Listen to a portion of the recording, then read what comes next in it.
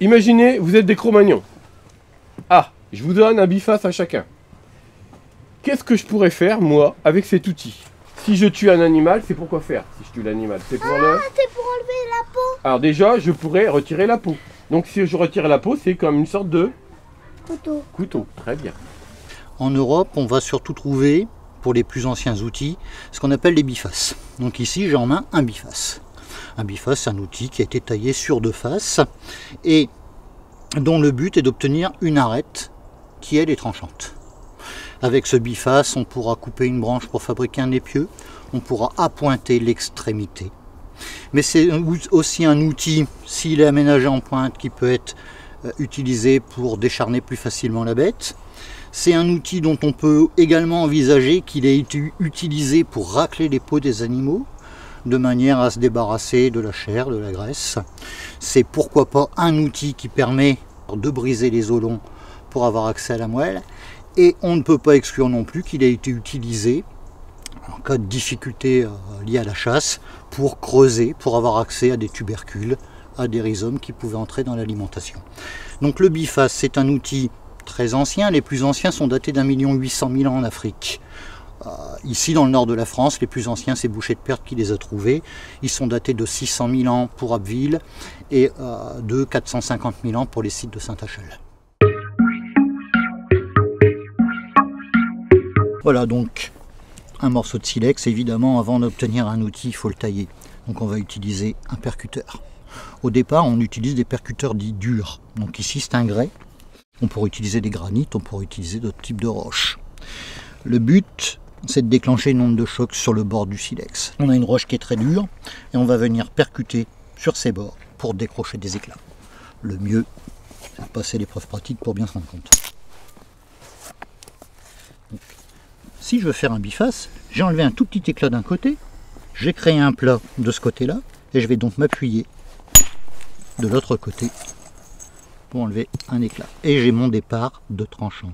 Si je veux fabriquer un biface, le but du jeu, ça va être d'enlever des éclats de chaque côté. Donc on va alterner les enlèvements.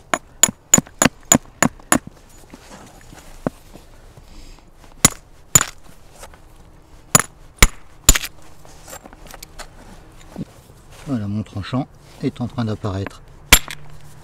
En fait, comme le silex est une roche qui est très dure, quand je frappe sur le bord, soit la quantité d'énergie n'est pas suffisante et il ne se passe pas grand chose, soit la quantité d'énergie est suffisante et là le silex va rompre.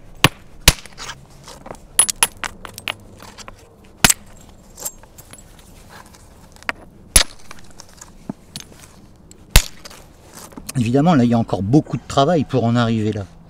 Et cette fois-ci, le travail consiste à utiliser un autre type de percuteur qu'on appelle cette fois-ci des percuteurs tendres. Là en l'occurrence c'est un bois de serre. Et puis de se servir des reliefs du silex. Alors ici il y a une petite fracture, il y a un risque de casse, mais j'ai un départ d'arête ici.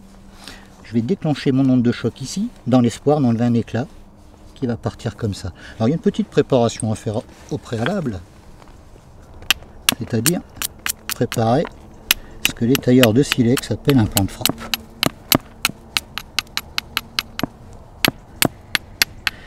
C'est-à-dire en gros essayer d'isoler une corniche sur laquelle je vais venir percuter. C'est ici que je dois percuter. Alors c'est pas toujours évident parce que j'ai un outil qui est assez volumineux. Attraper le bon endroit, c'est pas toujours facile. Ensuite il y a une question d'angle. Si je suis trop penché comme ça, mon onde de choc va sortir rapidement du silex, j'enlève un éclat d'1 centimètre. Donc il y a toute une préparation à faire au préalable, et puis trouver le bon angle, mettre la bonne énergie, pas trop, mais suffisamment. Et ça, là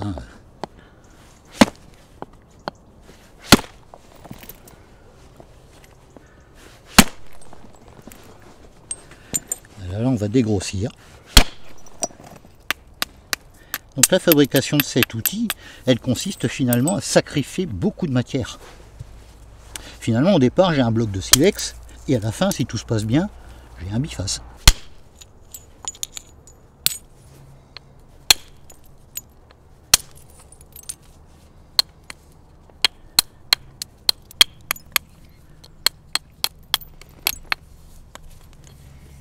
qui est intéressant avec ce type d'outil, c'est que ça montre finalement que ce préhistorique qui fait ça, il a des capacités cognitives assez intéressantes, puisqu'il se doit, avant même de commencer la préparation de son outil, de le visualiser.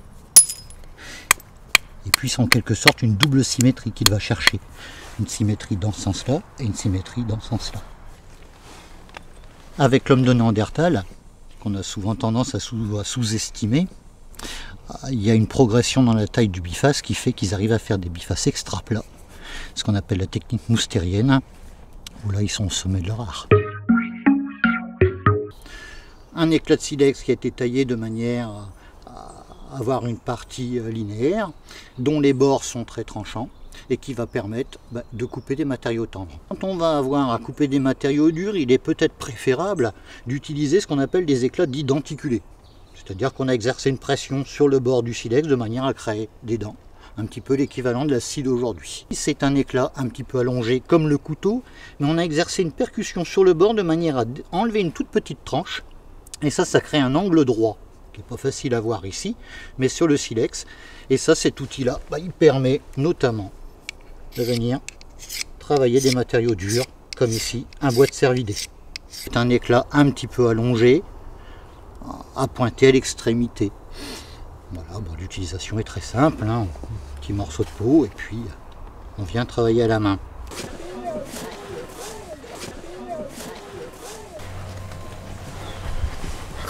Moi j'ai fait comme ça, c'est pas facile. Moi j'ai fait du blanc. C'est toi tout seul?